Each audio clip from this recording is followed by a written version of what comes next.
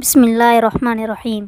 سلمان رضی اللہ تعالی عنہ کہتے ہیں کہ میں نے حضور اقدس صلی اللہ علیہ وسلم سے پوچھا کہ وہ 40 حدیثیں جن کے بارے میں یہ کہا ہے کہ جو ان کو یاد کر لے جنت میں داخل ہوگا وہ کیا ہے؟ تو آپ صلی اللہ علیہ وسلم نے ارشاد فرمایا، نمبر 1 اللہ پر ایمان لاوے یعنی اس کی ذات و صفات پر، نمبر 2 اور آخرت کے دن پر، نمبر 3 اور فرشتوں کے وجود پر، نمبر 4 اور پہل کتابوں پر، نمبر 5 اور تمام انبیاء پر، نمبر 6 اور مرنے کے بعد دوبارہ زندگی پر، نمبر 7 اور تقدیر پر کہ بھلا اور برا جو کچھ ہوتا ہے سب اللہ کی طرف سے ہے، نمبر 8 اور گواہی دے تو اس امر کی کہ اللہ کے سوا کوئی معبود نہیں اور حضور اکرم صلی اللہ علیہ وسلم اس کے سچے رسول ہیں، نمبر 9 ہر نماز کے وقت کامل وضو کر کے نماز کو قائم کرے۔ کامل وضو یعنی وہ کہلاتی ہے کامل وضو جس میں آداب و مستحبات کی رعایت رکھی گئی ہو، اور ہر نماز کے وقت اشارہ ہے کہ اس بات کی طرف کہ نئی وضو ہر نماز کے لیے کرے، اگرچہ پہلے سے وضو ہو، یہ کہ مستحب ہے، اور نماز کے قائم کرنے سے اس کے تمام سنت اور مستحبات کا اہتمام کرنا مراد ہے۔ چنانچہ دوسری روایت میں وارد ہے، ان تسویۃ الصفوف من اقامت الصلاۃ، یعنی جماعت میں صفوں کا ہموار کرنا کہ کسی قسم کی کجی یا درمیان میں خلا نہ رہے، یہ بھی نماز قائم کرنے کے مفہوم میں داخل ہے۔ نمبر 10 زکوٰۃ ادا کرے، نمبر 11 اور رمضان کے روزے رکھے، نمبر 12 اگر مال ہو تو حج کرے، یعنی اگر جانے کی قدرت رکھتا ہو تو حج بھی کرے، چونکہ اکثر مانع مال ہی ہوتا ہے اس لیے اسی کو ذکر فرما دیا، ورنہ مقصود یہ ہے کہ حج کے شرائط پائے جاتے ہیں تو حج کرے۔ نمبر 13 12 رکعت سنن مؤکدہ روزانہ ادا کرے، یعنی جو صبح سے پہلے 2 رکعت اور ظہر سے پہلے 4 اور ظہر کے بعد 2 رکعت، مغرب کے بعد 2 رکعت اور عشاء کے بعد 2 رکعت، یعنی یہ سنت مؤکدہ ہے، ان کو روزانہ ادا کرے،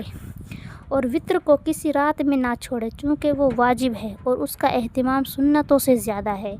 اس لیے اس کو تاکیدی لفظ سے ذکر فرمایا۔ نمبر 15 اور اللہ کے ساتھ کسی چیز کو شریک نہ کرے، نمبر 16 اور والدین کی نافرمانی نہ کرے، نمبر 17 اور ظلم سے یتیم کا مال نہ کھاوے، یعنی اگر کسی وجہ سے یتیم کا مال کھانا جائز ہو جیسا کہ بعض صورتوں میں ہوتا ہے تو مضائقہ نہیں، اور نمبر 18 اور شراب نہ پیے، نمبر 19 زنا نہ کرے، نمبر 20 جھوٹی قسم نہ کھاوے، نمبر 21 جھوٹی گواہی نہ دے، نمبر 22 خواہشات نفسانیہ پر عمل نہ کرے، نمبر 23 مسلمان بھائی کی غیبت نہ کرے، نمبر 24 عفیفہ عورت کو تہمت نہ لگائے، یعنی اس طرح عفیفہ مرد کو، نمبر 25 اپنے مسلمان بھائی سے کینہ نہ رکھے، نمبر 26 لہو لعب میں مشغول نہ ہو،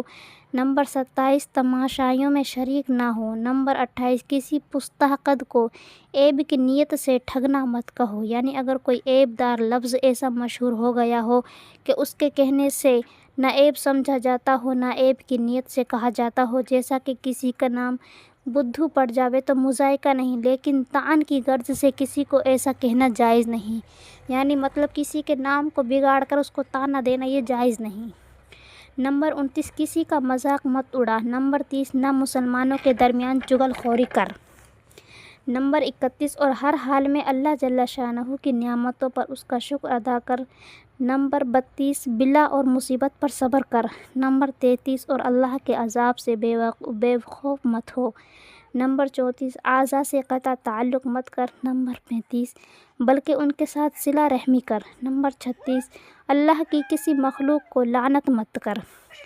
نمبر 37 سبحان اللہ والحمد للہ ولا الہ الا اللہ واللہ اکبر، ان الفاظ کے اکثر ورد کیا کر رکھا کر،